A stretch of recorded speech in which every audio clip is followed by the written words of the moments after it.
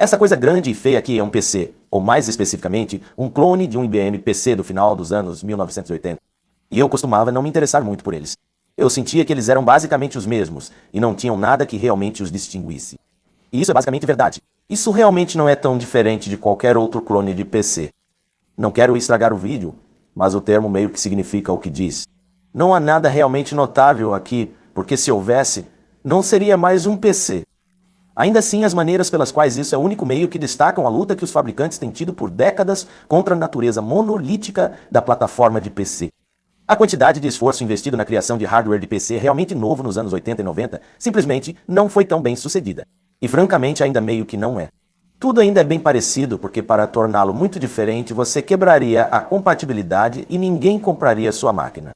E muito poucos fabricantes estão dispostos a fazer o imenso esforço necessário para fazer algo que é basicamente igual a tudo mais e funciona como tudo mais, mas ainda tem um ou dois novos recursos muito bem executados. Mesmo assim, sempre houve um desejo eterno de fazer um PC que não fosse apenas mais uma cópia carbono. E alguns fornecedores esperavam que pudessem diferenciar seus produtos mesmo neste mercado, onde a diferenciação é, por definição, extremamente limitada. Mas a maioria não faz mais do que um esforço estético simbólico. E esta máquina mostra algumas das tentativas mais criativas que já vi. Então vamos dar uma olhada no que a torna especial e por que ela ainda é decepcionante.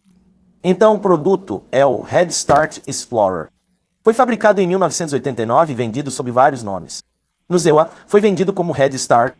Na Holanda, foi vendido pela Vendex. E na verdade, ambos os nomes parecem ter sido propriedade da Philips, que também é uma empresa holandesa como a Vendex. Mas acho que eles nunca colocaram seu próprio nome nele. Embora eu tenha ouvido falar que havia um modelo com o nome Magnavox. Nunca vi um desses. Não está claro para mim qual dessas entidades foi responsável por originar o design. Embora, como falarem mais tarde, acho que talvez nenhuma delas tenha feito isso. Agora, desde o início, a primeira coisa que você notará é que ele não se parece muito com o PC. Ou seja, não é uma caixa bege retangular simples. Mas se o virarmos e eu soltar uma das tampas de plástico, você verá que ele tem um conjunto de portas bem convencionais na parte traseira. E pelo cabo de alimentação permanentemente conectado, provavelmente está claro que isso é o que agora chamamos de máquina tudo em um. Então, como o iMac, ele contém não apenas os componentes principais de um PC, mas a maioria do hardware complementar comum, que era instalado em praticamente todos os clones naquela época. Então temos uma interface de joystick, um adaptador de vídeo, portas seriais e paralelas, todas muito comuns e importantes. E também é um conector rotulado como disco. Agora, esta máquina tem uma unidade de 3 polegadas e meia embutida aqui na lateral, mas não há espaço para uma unidade de 5 polegadas e um quarto. Como esta máquina foi feita no final dos anos 80, elas ainda eram relevantes, então tinha que haver alguma opção para adicionar uma, e eles optaram por fazer isso externamente. Agora, isso é interessante, porque usa um plug DB25, mas a interface de disquete Sugar típica, que você encontraria em qualquer PC normal, usa um plug de 34 pinos. Então, não tem uma unidade que se encaixe nisso, mas pelas informações que posso encontrar online, parece que menos da metade dos pinos na interface de disquete normal já foram usados. O que me faz pensar que esta é uma interface comum, e poderia ser adaptada a uma unidade normal, se eu soubesse a pinagem do mesmo lado da unidade de disquete. Há também uma porta para um mouse tipo barramento, que era bem comum naquela época. E esta máquina veio com um modelo de 3 botões que parece bem aceitável na minha mão, embora não tenha realmente testado muito.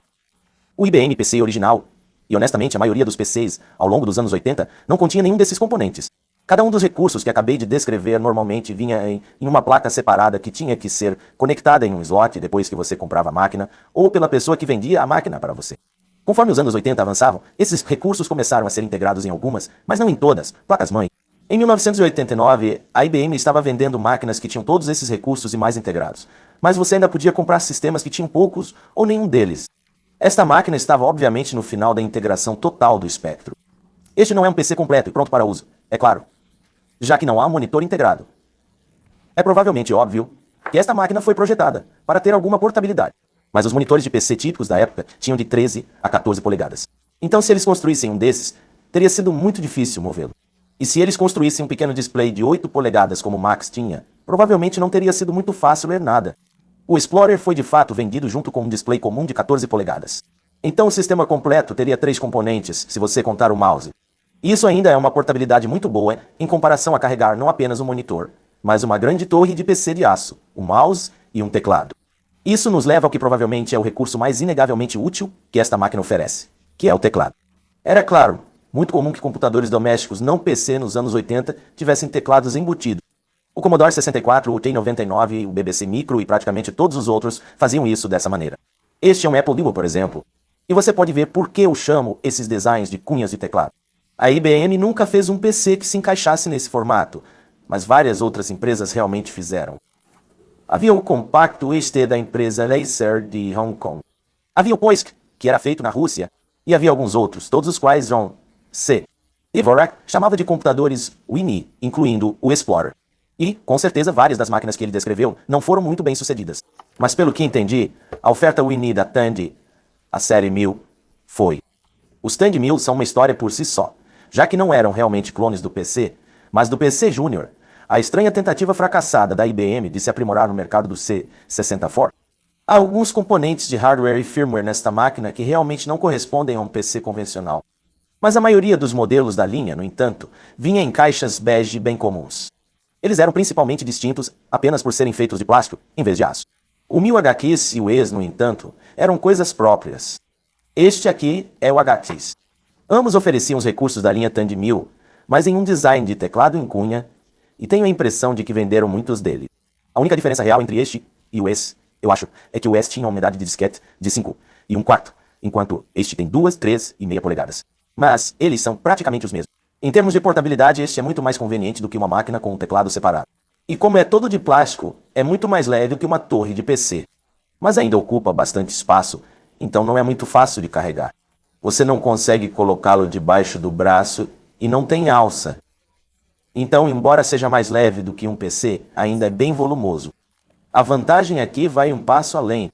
Ele meio que finaliza o trabalho que Tandy começou ao tornar o teclado dobrável.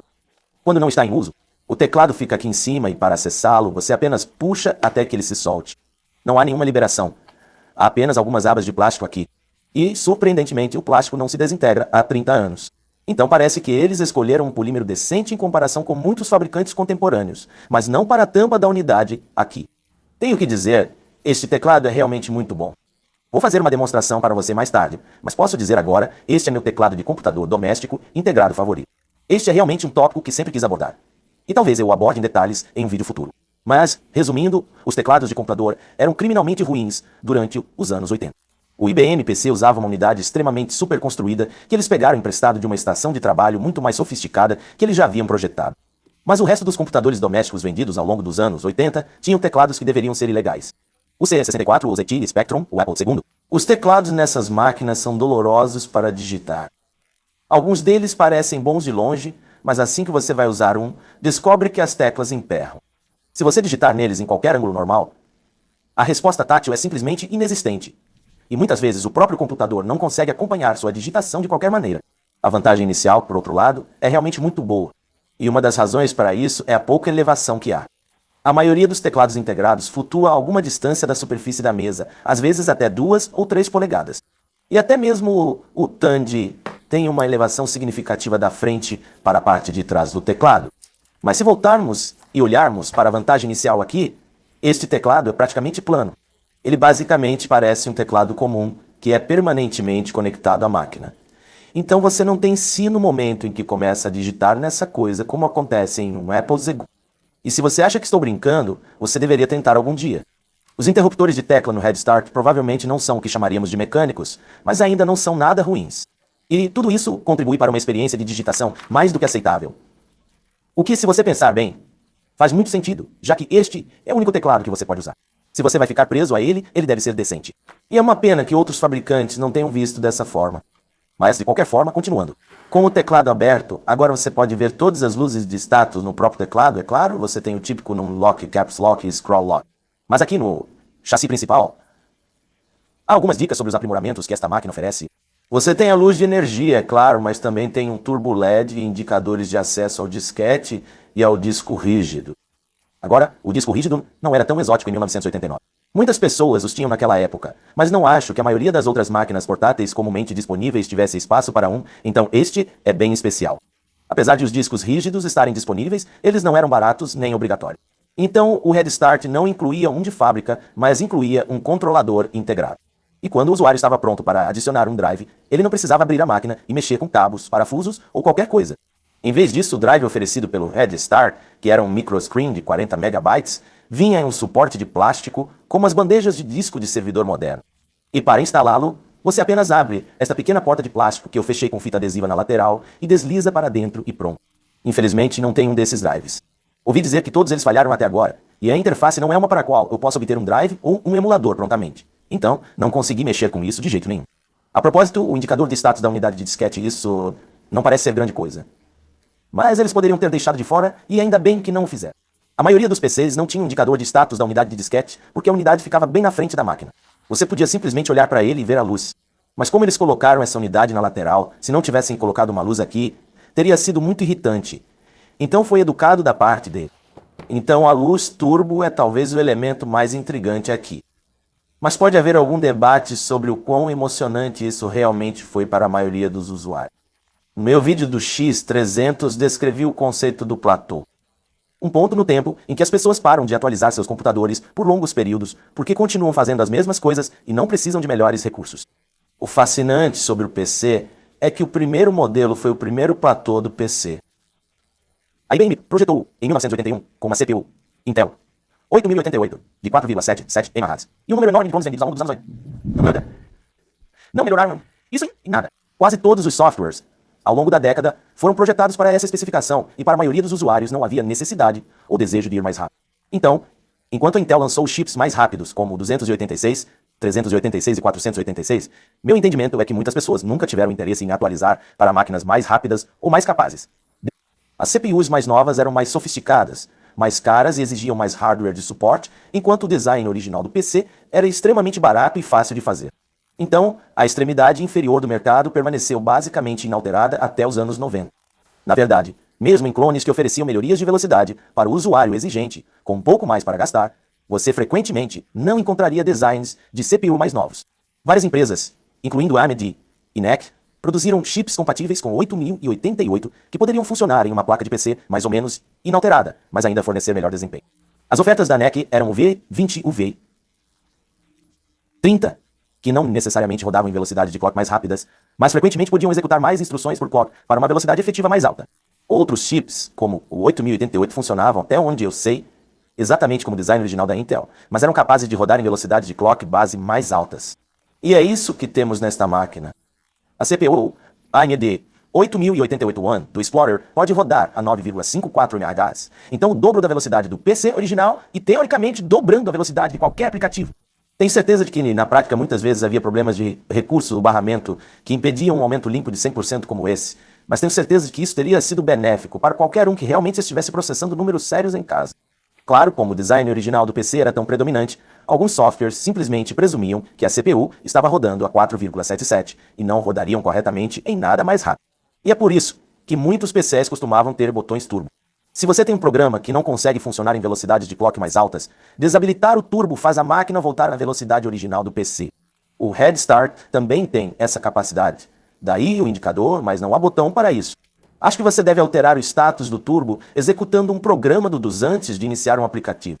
Foi assim que o Tandy fez, por exemplo, mas seria uma chatice se fosse, já que não tem o programa que faz isso. E na verdade, já que não tem os discos do sistema, posso estar perdendo alguns outros programas, bem como toda a documentação, o que pode prejudicar minha capacidade de demonstrar esta máquina completamente, mas este ainda é um bom momento para ligá-lo finalmente e mostrar o que ele pode fazer. Como em todos os PCs pré-ATIS, o botão liga-desliga é um botão liga-desliga rígido. E este está aqui na lateral, mas originalmente usava um pequeno êmbolo de plástico que aparentemente sempre se perde. Eu vi uma foto de uma máquina que ainda tinha e um monte de outras que não tinham, incluindo a minha. Então acho que estes tendem a cair de alguma forma. Ainda é possível acertá-lo enfiando o mindinho no buraco. Isso é uma droga, porque embora doa um pouco, você nunca vai se incomodar em usar uma ferramenta para isso, porque você sabe que será muito trabalhoso e você vai perder o interruptor várias vezes. Então, se você passar um tempo significativo com uma dessas máquinas, seu dedo vai ficar dolorido pelo resto do dia, e você nem terá memórias agradáveis para compensar. Então, primeiro, precisaremos de um monitor. E a coisa mais próxima que tenho é essa horrível unidade VGG Packard Bell de 14 polegadas, e ela nem é compatível com essa máquina. Embora a especificação VGA da IBM existisse em 89, ela ainda não havia se tornado universal, e a maioria das máquinas no mundo provavelmente ainda usava os antigos padrões de vídeo EGA, CDA ou INDA, incluindo esta. Não tenho monitores para nenhum desses sistemas de vídeo, mas o que tenho é uma caixinha maravilhosa chamada AMEC E2 VGA, que converte todos eles para você adivinhou o VGA que este monitor pode aceitar. Na parte de trás da máquina, curiosamente montada na porta serial por algum motivo, há um interruptor rotulado como colorido e mono. Falaremos muito sobre padrões gráficos mais tarde, mas resumindo, esta máquina suporta 2 deles. Vamos rodar em cores por enquanto. Mas voltaremos ao mono mais tarde, porque há coisas realmente interessantes acontecendo com isso. Então, de qualquer forma, aqui vamos nós.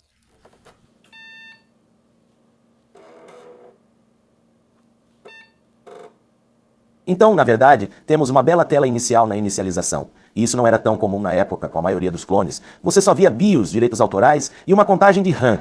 É meio chato que você não consiga ver a RAM neste, mas não faz muito sentido. Todos esses sistemas foram enviados com a mesma quantidade exata de memória, e havia apenas um único módulo adicional, que você pode verificar apenas abrindo esta tampa na parte superior. O slot à esquerda é para uma expansão de RAM proprietária, e o outro é um slot ISA normal, que veio com um adaptador de ângulo reto, permitindo que você instale uma única placa de expansão comum de 8 bits. Ela tem que caber nesta cavidade e não há onde parafusá-la. Tudo isso parece bem cafona, mas considere o Tandy 1000, que tem uma configuração ainda pior, onde você tem que usar um adaptador não padrão exclusivo para obter um slot normal. Então isso pode ser pior. Também não há configuração CMOS aqui, mas isso era bem comum, já que a maioria das máquinas 8088 não tinha nenhuma configuração embutida, a menos que fizessem parte de uma placa adicional. Então você basicamente liga essa coisa e pronto. E agora podemos ir? Então estamos sentados em um prompt do DOS. E você deve ter notado que não houve nenhum ruído prolongado de disquete na inicialização, e a máquina inicializou muito rápido, mesmo que eu não tenha o disco rígido. E isso porque este é um dos poucos PCs que tem um sistema operacional em ROM. O DOS 3,3 é realmente integrado à placa-mãe. Você não pode atualizá-lo sem substituir alguns chips. Havia algumas outras máquinas que faziam a mesma coisa, incluindo o Tandy 1000. E como os outros, este é realmente um esqueleto instalado. Não há nada aqui além de command.com. Não há nem mesmo um utilitário de formatação. A máquina foi enviada com uma cópia do DOS em um disquete que provavelmente era mais completo, mas este é apenas o mínimo necessário para ler um disco e iniciar um aplicativo. Apenas para que você não tenha que pescar um disco de inicialização toda vez que quiser executar um programa. É um recurso conveniente, embora seria bom se tivesse mais alguns utilitários padrão. Isso não quer dizer que não haja mais nada aqui, no entanto. Na verdade, há vários outros arquivos, mas nenhum deles pode ser executado. Eles são arquivos CMD e ESP, e eles são, na verdade, parte do que você pode chamar de sistema operacional de inicialização real, que eu ignorei na inicialização mantendo pressionada a tecla Alt, porque não queria mostrar a você ainda. Mas deixe-me mostrar a você agora. Bem-vindo ao quadro de avisos. Aparentemente é assim que isso é chamado, e é de fato uma guia embutida no firmware desta máquina. E vou poupar seu tempo e te dizer agora mesmo que é uma droga. É meio aspiracional, e estou muito curioso sobre sua história. Não é baseado ou mesmo inspirado em nenhum sistema de janelas existente, o que faz sentido, já que não tem janelas. É gráfico, mas dificilmente é o que chamaríamos de GUI. Esta máquina postou o MacOS em 5 anos e o Windows em 2, e ambos tinham janelas móveis e desktops personalizáveis com ícones móveis. Mas este não tem nada disso. O desktop é completamente estático. Todos os ícones são codificados. Eles não podem ser movidos. Você não pode alterá-los. Você não pode adicionar atalhos ao seu próprio software. Não há nada. O que você vê é o que você obtém. O que faz sentido, já que não há armazenamento integrado gravável além do relógio na parte superior e do painel de controle no canto. O restante dos ícones aqui são aplicativos típicos de produtividade. Há um calendário e uma agenda. Há uma calculadora, uma agenda de contatos, um processador de texto e um banco de dados. Mas infelizmente todos eles são esforços simbólicos absolutos. Agora, quando passa o mouse sobre eles, você notará que o cursor tem um enorme banner, faça isso pendurado nele. E acontece que este é, na verdade, um novo conceito de IO em que o cursor do mouse tem uma espécie de dica de ferramenta embutida e sempre presente. Nos anos 80, havia muita pesquisa e especulação sobre usabilidade de computadores acontecendo, pessoas jogando espaguete na parede. Imagino que alguém pensou que essa era uma ideia brilhante, mas mesmo a maioria dos aplicativos embutidos não faz nada com ela. O cursor apenas diz faça isso o tempo todo, exceto quando se transforma em um ponteiro simples, então isso parece meio inacabado. De qualquer forma, vamos verificar esses programas. A agenda é provavelmente o aplicativo mais sofisticado aqui. Na verdade, ele suporta YK, então eu consegui colocar a data de hoje, e ele mostra um calendário preciso. O resto funciona como você esperaria. Você pode simplesmente colocar um compromisso em um determinado dia. Você pode descrevê-lo de alguma forma e pode marcá-lo como um aniversário para que ele se repita anualmente. Além disso, você tem um recurso de pesquisa de texto completo. Você pode pular para um dia específico digitando-o. Há uma lista de tarefas que não está vinculada a nenhum dia em particular. Você pode imprimir sua agenda e pode clicar em informações para ver quanto espaço ela ocupa no disco. E é basicamente isso. Então isso é bem básico, mas é pelo menos um programa finalizado e nominalmente útil. Uma coisa interessante acontece quando você inicia a agenda ou tenta salvá-la. Ela pede para você inserir seu disco de dados do Explorer, e ela não aceita qualquer disquete formatado antigo. Acho que ele está procurando um disco que foi abençoado, por assim dizer. E acho que eles incluíram um com a máquina que foi rotulado, você sabe, dados do usuário para simplificar a noção de um novo usuário sobre onde seus arquivos devem ser armazenados. Então eles não os gravam apenas nos discos do sistema, por exemplo. Agora, ao salvar o calendário, ele aceitará qualquer disco se você ignorar o aviso. Mas ele cria uma pasta no disco chamada Explorer. Isso é usado para armazenar um rótulo, pois o quadro de avisos realmente mostrará um ícone de disco se detectar um na unidade. Este parece ser o processo de bênção criando essa pasta, então, uma vez que ela exista, você não receberá esses erros. Agora, há outra maneira de criar esse diretório, mas é meio estranho. Se clicarmos no ícone do computador no canto da área de trabalho, isso abre o painel de controle. Embora tenha muito poucas configurações, você pensaria que seria capaz de definir as cores da área de trabalho no mínimo. Mas não. Além de definir o horário suportado por todos os computadores, há exatamente duas configurações aqui. Se a máquina inicializa no quadro de avisos ou na inicialização e qual modo gráfico usar, sobre o qual falaremos mais tarde.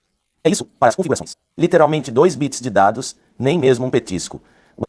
Além desses, os únicos outros recursos são botões que o levarão para o DOS ou permitirão que você apague um disco. Mas não diz formatar porque, embora eu ache que esteja formatando o disco, ele não faz apenas isso. Ele o apaga e então coloca a pasta do Explorer lá. O que parece que eu diria quase desprezível, mas realmente eu apenas chamaria de desleixar. Apagar disco não significa apagar e então colocar algum lixo nele. Embora eu ache que o Windows faz isso há eras, então quem sou eu para falar? Então, de qualquer forma, nenhuma personalização. Vamos dar uma olhada no próximo programa. O aplicativo da calculadora é incrivelmente básico. Ele não tem nada além dos operadores essenciais e dos botões de memória. Ele tem uma fita de máquina de somar no lado esquerdo, então você pode ver seu histórico de cálculos e até mesmo imprimi-lo. Mas é só isso. Se você estiver curioso, mesmo que você possa ver a área de trabalho, você não pode realmente interagir com ela de forma alguma. Ela está meio que lá. A seguir está este livro de endereços, que novamente é o mínimo absoluto. Ele pelo menos oferece botões para alternar para seções específicas e há um recurso de localização para que você possa pesquisar seus contatos. Mas quando você adiciona um contato, não há realmente nenhum campo de dados. É literalmente apenas um blob de texto de forma livre. Não há nem mesmo uma distinção entre o nome da entrada e o conteúdo da entrada. Não há campo de número de telefone, nem campo de endereço. É apenas um arquivo de texto indexado por letra. A melhor parte é que não há nem mesmo uma lista plana. Você não pode ver um resumo de todos os seus contatos. Tudo o que você pode fazer é ir para uma seção e clicar no botão da próxima página repetidamente para alternar entre os contatos, um de cada vez. Então esta é uma daquelas metáforas de desktop de computador que é pior do que um desktop real que está tentando simular. Eu chamaria isso de provavelmente pior do que nada.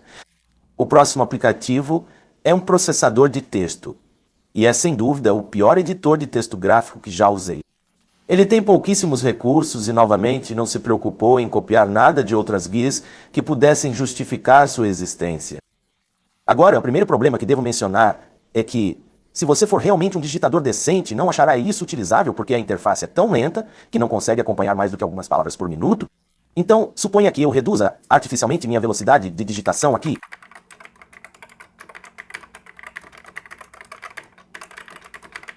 Então, isso pareceu funcionar bem, mas deixe-me tentar na minha velocidade normal.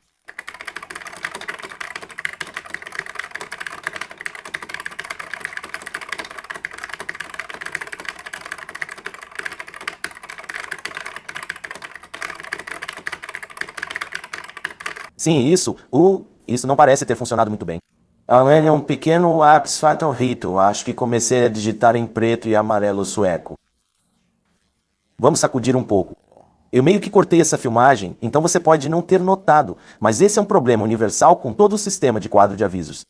É lento, muito lento, e talvez seja porque ele está rodando em 8088, e mesmo em velocidade dupla, isso não é rápido o suficiente para fazer o que ele está fazendo. Mas esse não é o caso, e eu vou mostrar uma prova disso depois. De qualquer forma, como há tão pouco que você pode realmente fazer aqui, não tenho certeza se faz muita diferença. Há tão pouca funcionalidade neste processador de texto que parece a princípio que ele pode suportar rich text. Ele tem sublinhado em negrito e itálico aqui em cima, e essas coisas funcionam. Mas há apenas uma fonte, não há tamanhos de fonte. E depois que você digita o texto, não pode voltar e torná-lo negrito, itálico ou sublinhado. Você tem que apagar uma letra de cada vez e redigitá-lo. Isso não seria tão ruim se tudo funcionasse como deveria. Se a tecla Insert alternasse entre inserir e sobrescrever, como qualquer editor de texto normal, você poderia simplesmente digitar sobre o texto, mas em vez disso, você só obtém esse zumbido miserável. E se você pudesse destacar uma linha inteira e excluí-la, isso economizaria seu tempo de retrocesso, mas isso também não funciona. A única maneira de excluir texto é passar o mouse até o botão de seleção de texto. Esta é a única vez que ele realmente usa a dica de ferramenta do cursor do mouse. E então clique no primeiro caractere e depois clique no último caractere. E agora você não pode fazer nada, além de cortar ou copiar. Você não pode excluir, você não pode alterá-lo de forma alguma. Tudo o que você pode fazer é cortar ou copiar. Então, se você quiser se livrar do texto, você tem que apenas cortá-lo, então nunca colá-lo em lugar nenhum. Eu não entendo por que você deixaria um processador de texto tão inacabado. Há recursos que estão obviamente faltando aqui, eles devem ter sabido que eram missões gritantes. Por que pressionar Delete não exclui o texto selecionado? Isso deve ter sido óbvio mesmo em 1989. Essa coisa é bizarramente livre de recursos. Há uma função de pesquisa, há um corretor ortográfico que requer um disco que eu não tenho.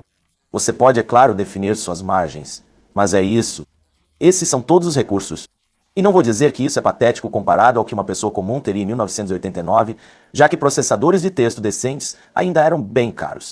Mas parece que não tem desculpa para ser tão limitado quanto é, dado quantos programas melhores os desenvolvedores poderiam ter copiado. Melhorias simples, mas significativas, são muito mais ruins do que ele tem o direito de ser ruim. O aplicativo final aqui é um banco de dados rudimentar, e eu quero dizer realmente rudimentar, mas também é realmente um banco de dados. É verdade que ele permite que você salve vários arquivos, e para cada um, você pode criar uma série de campos que ele chama de linhas. Então, suponha que eu queira manter o controle da minha coleção de lixo. Então, vou criar campos para nome, descrição, local, e criarei um campo numérico chamado custo.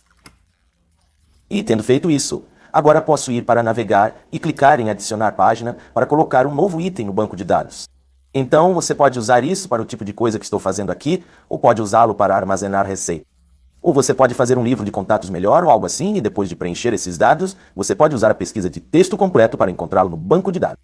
Então, acho que este é provavelmente o programa menos terrível aqui, em termos de tentar fazer algo e realmente chegar bem perto do produto mínimo viável da coisa. Este programa de banco de dados é ao mesmo tempo ambicioso e chocantemente estéril em funcionalidade. E essa é realmente uma descrição do Bulletin Board em geral.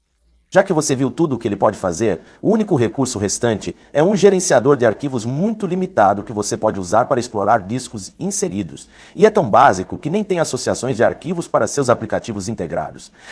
Os únicos arquivos que você pode abrir são executáveis. O software incluído em discos com a máquina, pelo que consegui reunir online, não era muito mais emocionante do que um programa de pintura do qual nunca ouvi falar, uma cópia do Get Basic e um pacote de tutorial de computadores, como por isso que mostra como usar o dos Bitcoin, nenhum dos quais rompem. E então acho que o que você vê é tudo o que você terá. Quando eu disse que essa guia era decepcionante, eu realmente não estava brincando. Eu nem tenho certeza do porquê a Head Start fez isso. Eu sinto que eles teriam se saído melhor licenciando o ambiente de Desktop Gen, que estava disponível há anos. Neste ponto, eu estou supondo que isso custou bastante, no entanto, e isso provavelmente não custou. Eu acho que essa guia foi criada principalmente para impressionar compradores desavisados ou com um flash de gráfico coloridos para que eles comprassem um sistema pensando que ele poderia ser semelhante, ou até melhor do que aqueles computadores Macintosh que eles tinham visto. Em revistas, levaria meses, se é que algum dia, para eles perceberem o quão pouco eles ganharam com seu dinheiro. Dito isso, você teria gasto muito menos nesta máquina do que nas que você poderia ter comparado na época. Em 1989, qualquer Macintosh que você comprasse custaria bem mais de $1.000, mas como mais de 2.000, enquanto o Explorer, mesmo como clones de PC, era bem barato, custando apenas $600. Então é quase surpreendente que eles tenham se incomodado com o truque da guia. O preço de etiqueta desta máquina parece bem competitivo para mim por si só. Não tenho certeza de quanto custa o disco rígido adicional, mas por $899 você conseguiria o kit completo de monitor de PC e um suporte personalizado que permitia dobrar o teclado. e enfiar a máquina inteira embaixo do monitor para economizar espaço na mesa. O que é honestamente tão fofo que eu queria ter conseguido a configuração completa. Em geral, o chassi é a coisa mais interessante sobre esta máquina. O resto você poderia conseguir em outro lugar. Mas o chassi é realmente legal. Ele tem um teclado dobrável, um case de plástico leve e um monte de periféricos integrados em um pacote compacto e agradável. Esta é uma oferta realmente bacana na época. Na verdade, um dos meus recursos favoritos e sutis é a cavidade na parte superior aqui, que parece ser feita para acomodar as tampas das teclas quando o teclado está fechado, mas também serve como um local conveniente para colocar disquetes quando você estiver usando a máquina. As dimensões são perfeitas para isso. Na verdade, você pode colocar alguns discos aqui e fechar o teclado com eles dentro para um transporte conveniente. Mas não tenho certeza se é uma boa ideia, ou se o Redstar realmente pretendia isso. Se não foi por design, eles perderam uma aposta. Então, talvez nada do acima o deixe animado, e eu não o culparia por isso. Mas vamos pelo menos focar nos pontos positivos. Esta coisa é barata, e o fato é que é um PC 100% compatível com o IBM. E como o platô estava em pleno vigor, qualquer máquina que se encaixasse nessa descrição ainda era uma potência. E esta coisa não é exceção. Você pode executar qualquer coisa que caiba em 512K de RAM e que rode no DOT 3,3 ou qualquer outra versão que você possa inicializar de um disquete, que em meus testes vai até pelo menos a versão 5. Obviamente, se você não tem o disco rígido, esse é um fator limitante. Mas mesmo sem eles, os PCs geralmente deveriam ter 2 unidades de disquete, o que não acontece aqui. Além disso, a unidade nesta máquina é apenas uma unidade de 720K de densidade dupla, e é por isso que todos os meus discos têm fita sobre a janela de alta densidade aqui. Agora, isso provavelmente ainda era razoável em 89. Como o disco de 1,4 megapixels só foi introduzido pela IBM em 87, provavelmente ainda era uma tecnologia bem nova.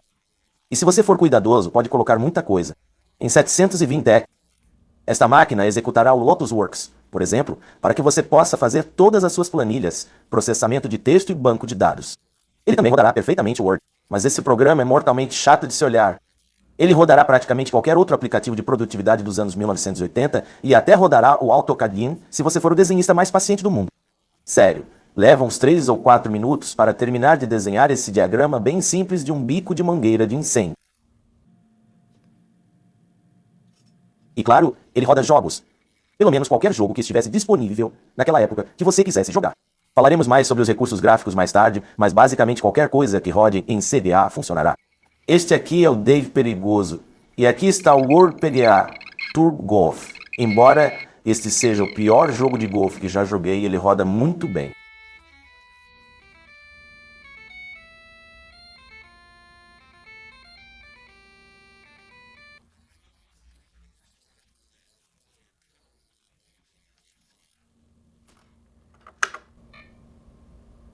Eu até consegui encaixar o Microsoft Flight Simulator em um disco, e embora não seja muito divertido a 9 MHz, quando criança eu ainda teria adorado isso.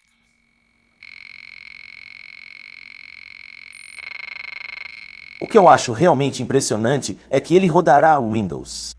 A maioria das versões do Windows não cabe em um único disco de 720, mas o Windows 2 foi projetado para fazer exatamente isso. Então, se você nunca viu antes, este é o Windows 2,03. Agora, ele está rodando no modo monocromático de um bit do CGE para resolução aprimorada. Então não é muito emocionante visualmente. Olhe para aquele lindo arco-íris. Mas você pode ver que está indo muito bem. Tudo está funcionando perfeitamente de forma aceitável, o que é interessante. Viu? Vamos iniciar o Windows Write. Este é, na verdade, o maior programa de todo o sistema operacional. Ele demora uma eternidade para carregar, e levei cerca de 1 hora movendo cuidadosamente os arquivos para frente e para trás, para obter um disco que coubesse tanto o programa quanto as bibliotecas de suporte necessárias do Windows. Então você não poderia realmente fazer o que estou fazendo. Mas agora que fiz isso, posso mostrar como o Windows Write acompanha minha digitação. Comparado ao processador de texto integrado à máquina, ele acompanha muito bem.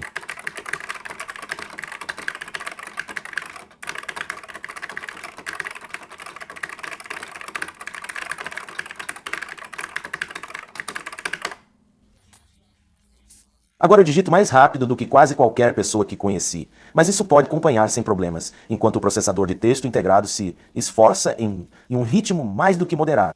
Para ser generoso, agora como esta versão do Write foi criada para rodar de forma utilizável em uma máquina com metade dessa velocidade, acho que está claro que os aplicativos integrados do Explorer não são prejudicados pelo desempenho do hardware, mas pela qualidade da programação. Acho que isso deixa óbvio que a Head Start não desembolsou pelo software da melhor qualidade, E, francamente, há algumas indicações de corte de custos em algumas outras áreas também. Por exemplo, voltando ao recurso turbo, não há realmente nenhuma razão para controlar isso pelo software, e quase nenhum clone de PC normal fez isso dessa forma. Mas economiza alguns trocados não colocar um interruptor físico na máquina. Então isso parece um atalho para mim. Há também a total falta de personalização do sistema no quadro de avisos. Para que o ambiente gráfico fosse de alguma forma atraente, acho que precisava de algum tipo de personalização e interatividade. Mas isso exigiria salvar as configurações em algum lugar, e tenho certeza de que eles não queriam colocar um chip EEPROM extra na placa para tornar isso possível. E honestamente, o quadro de avisos é meio contraditório. Não é nada impressionante como feito de software, exceto em comparação com os ambientes gráficos adequados que já estavam no mercado. Não foi fácil fazer algo assim. E é por isso que é tão estranho que eles tenham parado antes de fazer algo realmente notável ou que valesse a pena. Mas eu diria que custou um bom dinheiro para chegar à linha de chegada. Então eles pararam antes. Agora, há mais um problema que encontrei, que pode ser um exemplo de corte de custos flagrante, mas pode não ser, não tenho certeza. Eu meio que o deixei para o final, porque requer que mergulhemos fundo no hardware gráfico não tão comum nesta máquina, e isso requer muita explicação sobre a história dos gráficos de PC. Você vai gostar, acredite em mim. Quando o IBM PC original foi lançado, ele tinha duas opções de placa de vídeo. O adaptador gráfico colorido, ou CGA, era um deles. Era uma placa de vídeo incrivelmente limitada que fornecia vídeo colorido simbólico. Foi uma droga. E como a IBM falhou em lançar um sucessor por 3 anos, ele permaneceu como o menor denominador comum de gráficos de PC por basicamente toda a década. Algo que sempre me deixou louco. O modo de vídeo primário do CGA rodava 320 por 200, com apenas 4 cores escolhidas de uma das 4 paletas fixas, todas escolhas totalmente chamativas que não se encaixavam em nenhuma aplicação. Os monitores que a IBM forneceu com essas placas suportavam um total de 16 cores, mas apenas aplicativos em modo texto podiam acessar todas elas. Não havia como fazer isso nos modos gráficos. Quando o adaptador gráfico aprimorado, ou EGA, foi lançado por volta de 1984, ele usava os mesmos monitores, mas dava acesso a todas as 16 cores. E foi assim que, finalmente, conseguimos jogos de ação no PC que não pareciam literalmente palhaços. Mas quando o EGA foi lançado, era tarde demais para se tornar universal. Então a maioria dos softwares presumia que você tinha uma placa CGA. Na verdade, como o EGA chegou tão tarde, como o CGA era tão limitado, havia espaço no mercado para vários outros padrões prosperarem.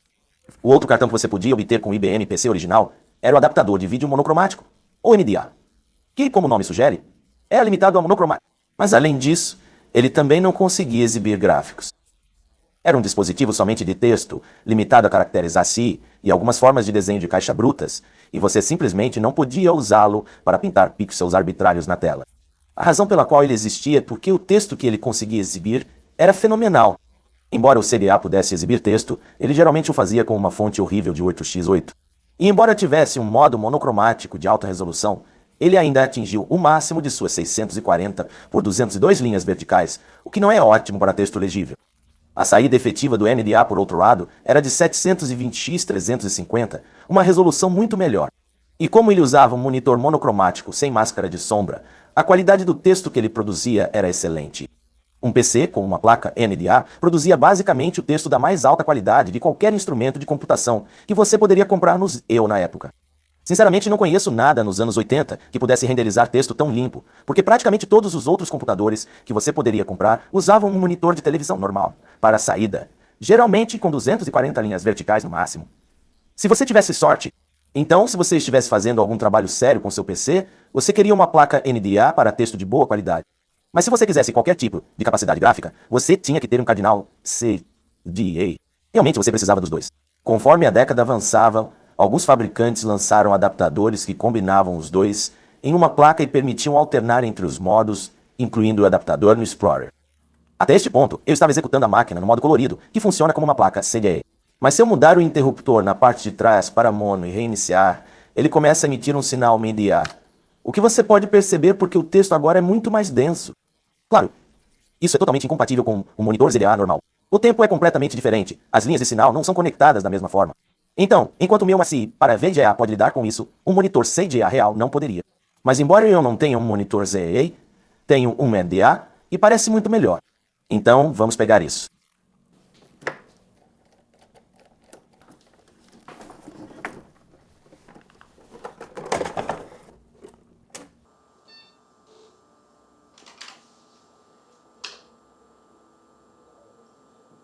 Agora é assim que um IBM PC deve parecer. Este é, na verdade, o monitor de um processador de texto Brother que acabou sendo compatível com NVIDIA, e se você olhar para ele em um quarto escuro, você poderia dizer que seria uma alegria escrever nele. O texto parece infinitamente legível, como se tivesse resolução ilimitada, o que era, claro, o objetivo do NDA. E o fósforo âmbar é realmente agradável aos olhos.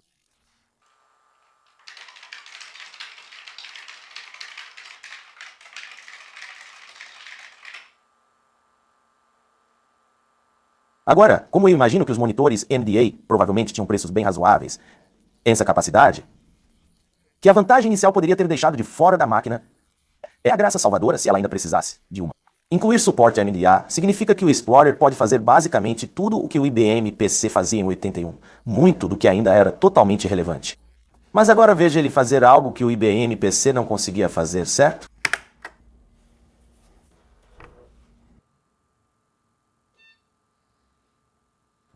Gráficos? Não. Isso não deveria ser possível. O NDA não fazia gráficos, e este é certamente um monitor NDA. Então algo está acontecendo. E agora tenho que contar a vocês sobre um pouco mais de história em vídeo para PC, começando com o Hercules. O PC se tornou extremamente popular quase imediatamente após o lançamento, e quase tão rapidamente se tornou a melhor solução para muitos problemas que as pessoas tinham. Mas as placas gráficas disponíveis no lançamento eram ambas soluções realmente incompletas. Elas deixaram um grande buraco em suas capacidades. Mas está na natureza do PC que o mercado de reposição forneça uma solução. Como diz a história, em 1982, um homem chamado Van Suanekle queria escrever sua tese de doutorado sobre um PC em sua língua nativa. Mas nenhuma placa IBM conseguiu renderizar o conjunto de caracteres TIE. Então ele desenvolveu sua própria placa que usava as mesmas especificações de saída do NDA para que ele pudesse usar monitores existentes, mas oferecia fontes ajustáveis, DE gráficos por pixel. Isso se tornou a placa de vídeo Hercules, que foi extremamente popular ao longo da década para qualquer um que precisasse trabalhar com gráficos decentes ou conjuntos de caracteres personalizados no PC. Ela suportava apenas um bit monocromático, mas em uma resolução de 720 por 348, o suporte para gráficos Hercules apareceu em todo lugar, em toneladas de software e também no Explorer. Tem um aplicativo aqui que desenvolvi para criar uma imagem de exemplo de domínio público para a página Wiki do Hercules, que ainda está lá no momento desta gravação, na verdade. E como você pode ver, o programa roda nesta máquina, embora muito lentamente. Então, claramente tem suporte a gráficos Hercules, além de CGA, o que adiciona ainda mais valor ao Explorer. Ao integrar o suporte Hercules, uma parte ainda maior do repertório de software IBM estava disponível. Então, considerando tudo, esta máquina oferece muita capacidade. Mas pelo menos com este espécime, há uma limitação séria. Devo avisá-lo, haverá imagens chamativas na tela aqui pelos próximos minutos, então tome cuidado se você for sensível a isso.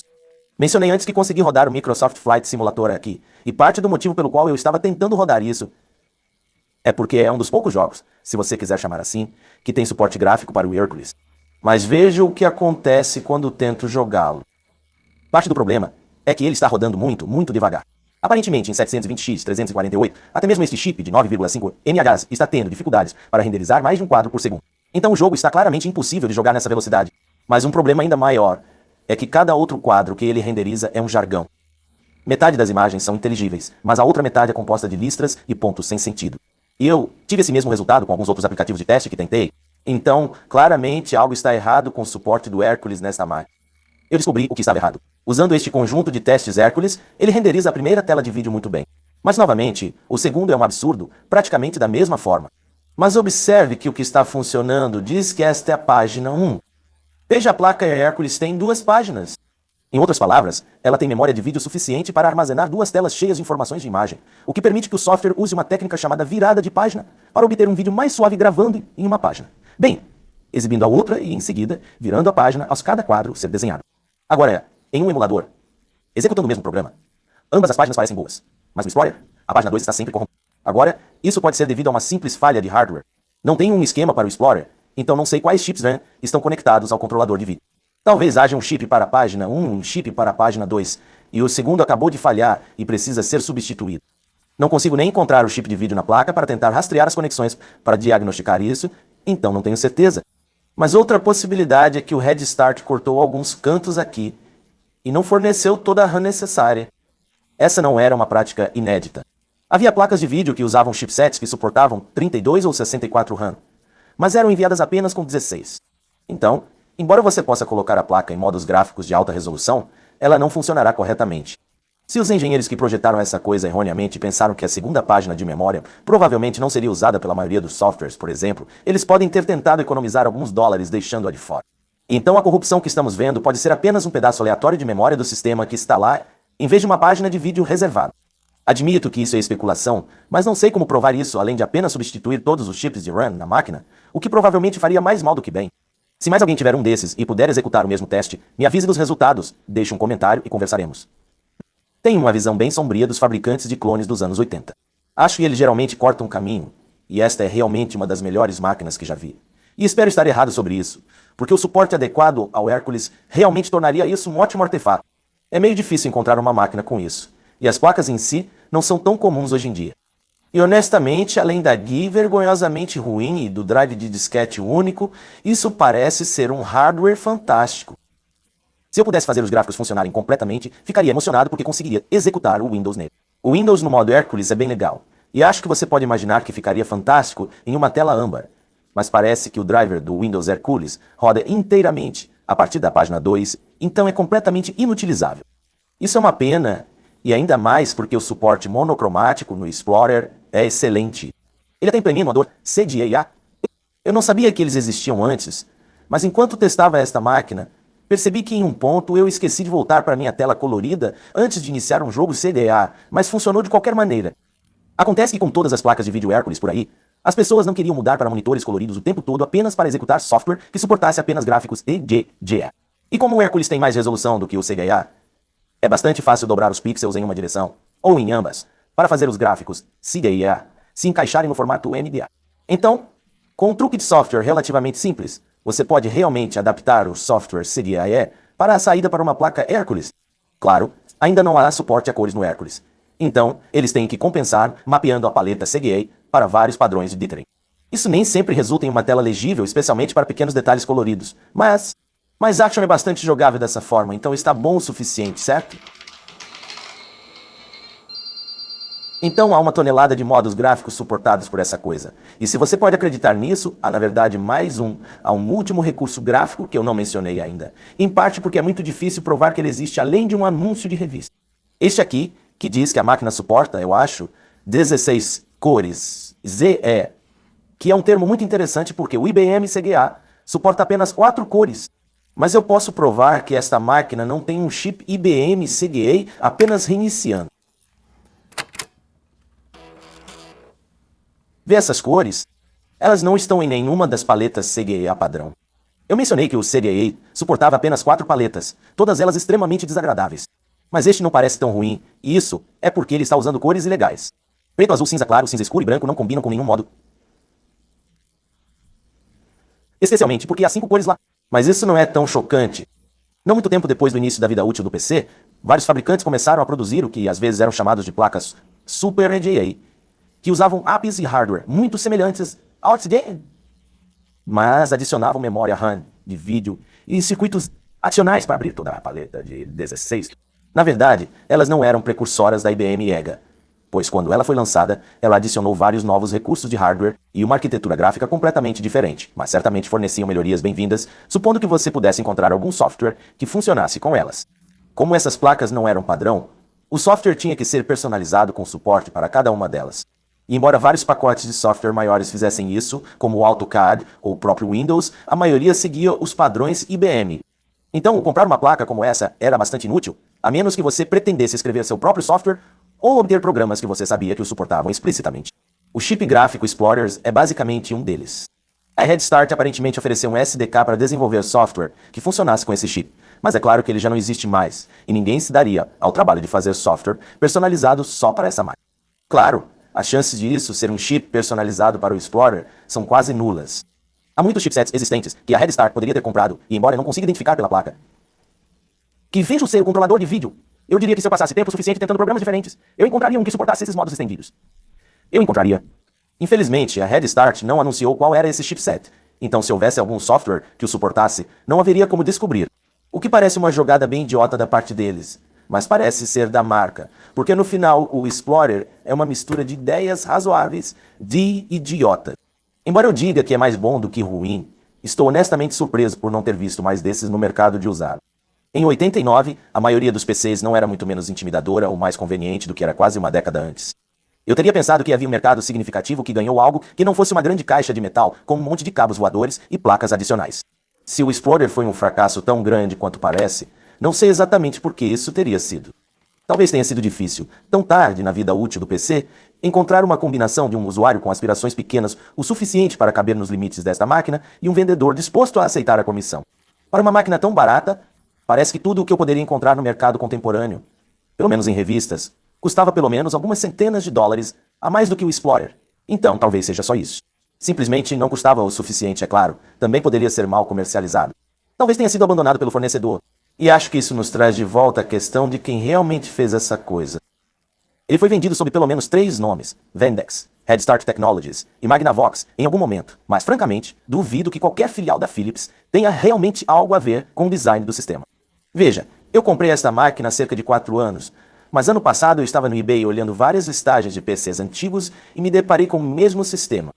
Não há dúvidas sobre isso, é exatamente a mesma máquina, mas sem nenhuma marca em cima dela.